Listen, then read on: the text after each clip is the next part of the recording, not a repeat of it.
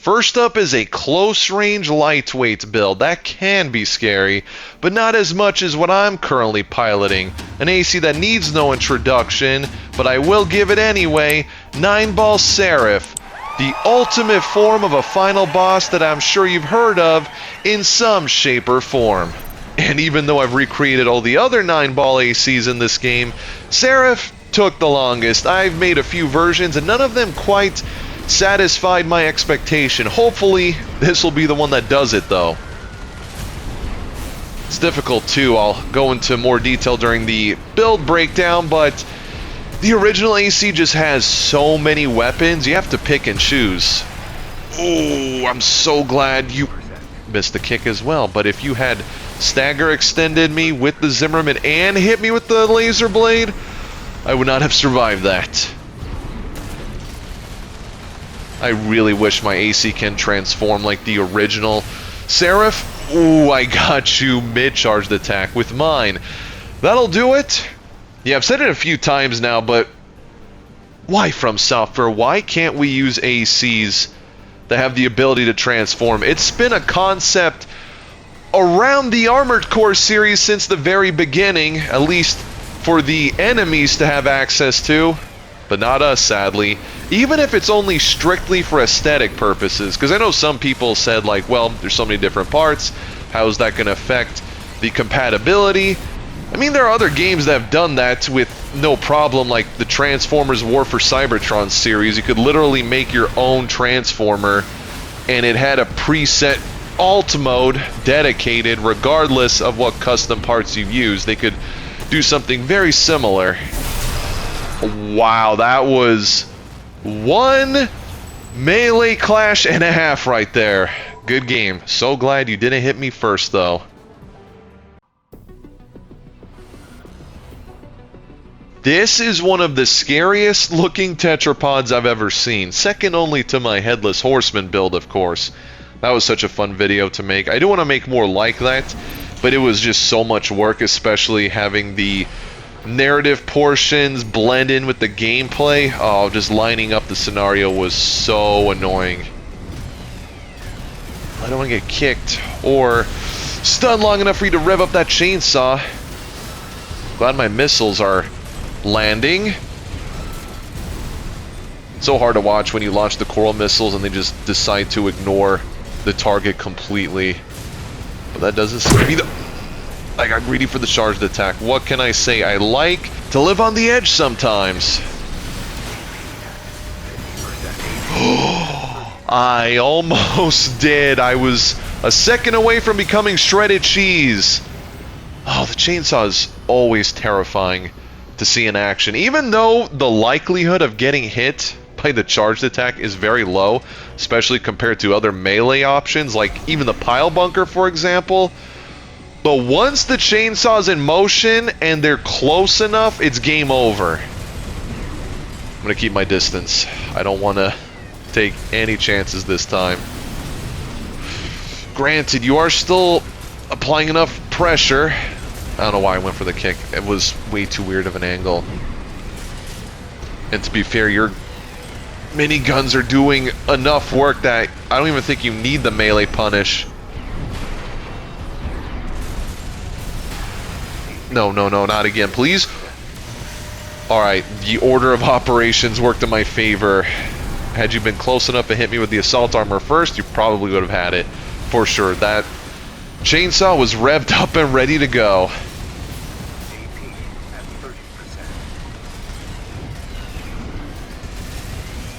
Why do I keep going for the charged redshift? I shouldn't, but it's such a visual spectacle I can't help myself. Not to mention it's very rewarding when it lands.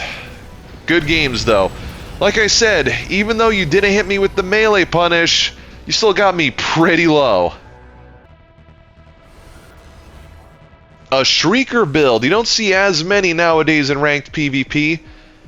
Probably because it's a constant reminder that we were robbed of the extra parts we could have gotten in relation to the Secret Level series. It's even worse when you take into account that other games that were featured did capitalize on Secret Level, like Warhammer, for example. Why didn't From Software just say, hey, You get some Shrieker-themed parts, or the other ones that were featured, and call it a day. Instead, we got nothing. A whole lot of nothing. Is it noticeable I'm still salty about that? Because I am. I think we all are, honestly, right? Because it would have only made sense from a marketing perspective, if nothing else.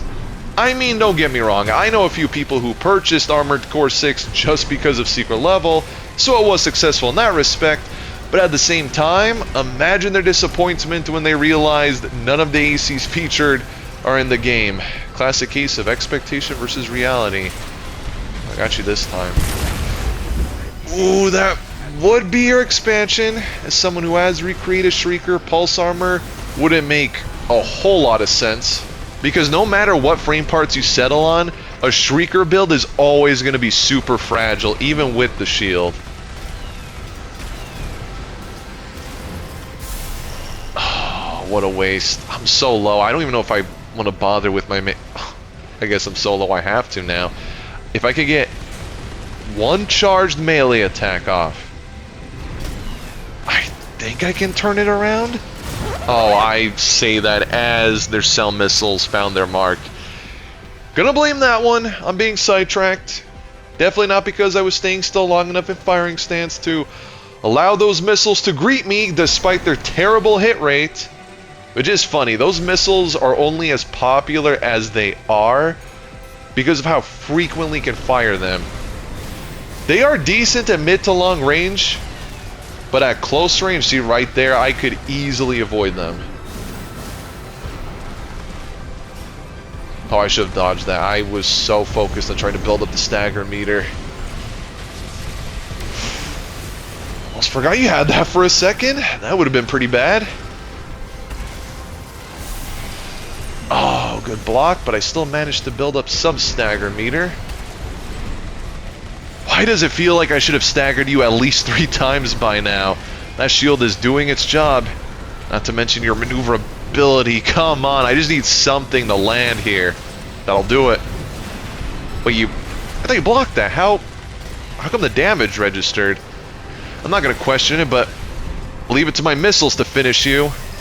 Never mind, leave it to my melee attack to finish the job. I was gonna say though, between all those missiles pursuing you and you just being in range, from my melee strikes, something was gonna take you down. And I am aware that the regular Moonlight attacks, for the Redshift that is, are better, but I can't help myself. Once more, the visual spectacle of seeing the fully charged attack land is just too satisfying. Oh, if only you were within that blast radius, that would have been huge. While testing, I was able to do some crazy combos, like, oh, if my missiles were deployed earlier, I might have been able to pull it off. Like, if they were staggered and the homing missiles, or the coral missiles, I should say, were already in pursuit, the Redshift, coupled with those landing, would have just annihilated you. Oh, but you are super fast, but not fast enough, apparently. You get the idea, though. All these attacks landing in once will just delete pretty much anything. A rematch with Shrieker. That means I gotta go for a clean sweep here. 0 round losses. Hopefully. On this map, too, it should mean that my missiles will have an easier time hitting you. Granted, you were so nimble that I'm not sure if that's gonna be the case. Maybe I just have to apply as much pressure as possible. And delay the missile salvos to try to throw you off your game. Oh, come on, they're so close. Oh, wow, you turned that around. I don't know why you wasted your expansion, but I'm okay with it.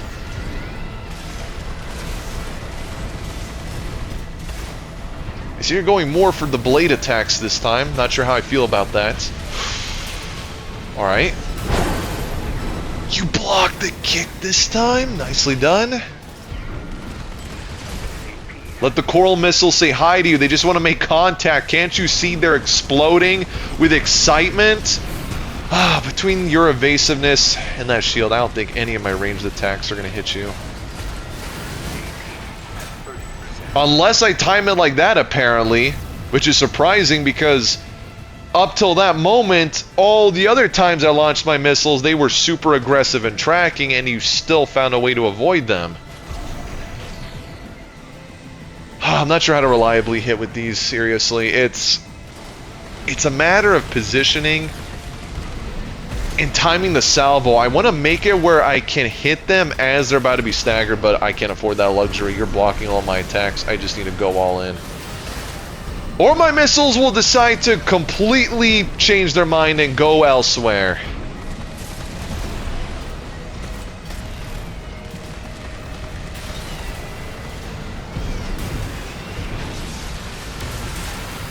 How was I within range? Okay, I thought for sure I was safe, but apparently I wasn't. Just in case you're going to go in randomly for the melee. Preemptive strike! Nope, never mind. What has happened to the tracking of my missiles between now and round 1? Unless... Nope, leave it to my melee attacks once again to secure the win. GG's. And I do like your take on that Shrieker build, especially the paint on the one arm being different. Now this is the true test for Nineball Seraph here, a Lammergeier build. Now there's been a bit of a time skip, you won't notice it in the video obviously, but as I was editing it I realized I was missing a match and the build breakdown.